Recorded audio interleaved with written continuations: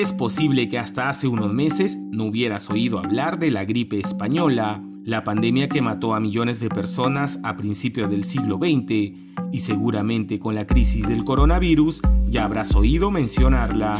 Por eso hoy te contaremos un poco más de la mal llamada gripe española y su parecido con la COVID-19. Catalogada a menudo como la madre de todas las pandemias, la que pasaría a la historia como gripe española, causó la muerte de por lo menos 50 millones de personas alrededor del mundo, según cálculos de la OMS.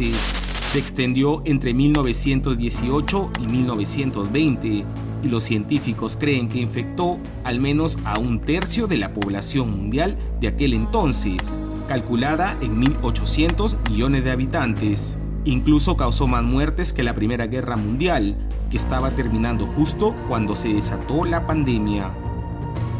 La mal llamada gripe española se denominó así porque España fue el primer país en informar de la enfermedad a la Oficina Internacional de Higiene de Ginebra, la OMS de la época, pero su origen se cree que estuvo en Kansas, Estados Unidos, de donde se expandió rápidamente a Europa por los soldados norteamericanos que combatían en la Primera Guerra Mundial, y de ahí al resto del mundo. Un estudio de la Universidad de Harvard, publicado este año, estima que cerca de 550.000 personas solo en Estados Unidos, es decir, el 0,5% de su población de aquel entonces, murió debido a la epidemia. Un poco más de 100 años después, la COVID-19 viene cobrando hasta la fecha la vida de más de 109.000 norteamericanos. Las dos pandemias provienen de familias de virus diferentes. La gripe española es de tipo AH1N1, mientras que el SARS-CoV-2, causante del COVID-19, es uno de los 7 coronavirus que infectan humanos.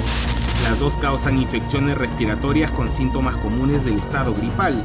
Sin embargo, el virus actual es un patógeno muy diferente de la influenza.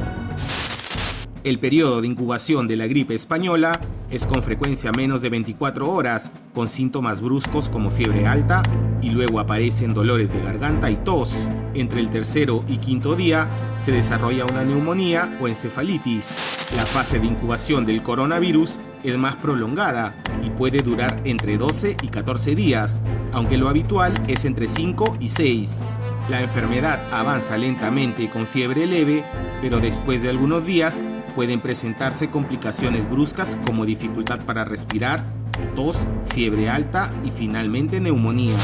Ambos se transmiten al toser y estornudar o por contacto directo con una persona infectada y con secreciones respiratorias. El SARS-CoV-2 parece no ser un riesgo si uno toma algo menos de 2 metros de distancia, pero su principal modo de transmisión se verifica con el prolongado contacto social. En 1918, los países también cerraron centros públicos, tales como cines, teatros, escuelas, prohibieron las aglomeraciones en las calles, vaciaron trenes y tranvías, e hicieron de la cuarentena su mejor y única opción contra el contagio.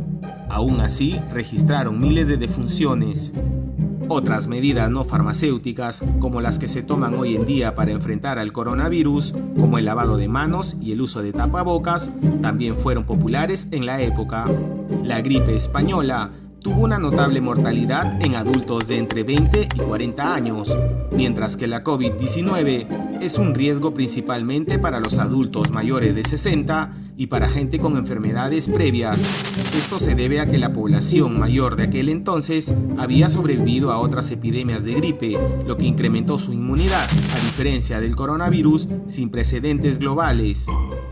No hay evidencia firme de que los niños sean un vector significativo de infección, como sí ocurría con la gripe de 1918, que también enfermaba a los no adultos. El número de personas que en promedio contagia a un infectado con el SARS-CoV-2 es de 2,5 personas, a diferencia de la gripe española, que fue de 1,8. Los recursos para tratar la enfermedad en la época eran también muy limitados en comparación a los de hoy en día. No existían vacunas, medicamentos antivirales o antibióticos para tratar infecciones bacterianas secundarias relacionadas con la gripe como la neumonía. Hoy en día los progresos de la ciencia son considerables, Desciframos la secuencia genética del SARS-CoV-2 en tan solo unos días y hay más de 20 vacunas en fase de desarrollo contra la COVID-19. En 1919, la enfermedad desapareció como surgió, de manera natural e inexplicable. Se establece que desde 1918 tuvo entre 2 y 4 oleadas, y en algunos países hubo brotes y repuntes hasta 1920. En la actualidad, los epidemiólogos y gobiernos son conocedores de este dato y se están tomando las medidas preventivas para estar preparados ante tal eventualidad. El impacto económico que tuvo por término medio la gripe de 1918 fue una disminución del 18% de la economía. El del coronavirus está aún por verse y en este momento todavía es demasiado pronto para poder calcularlo.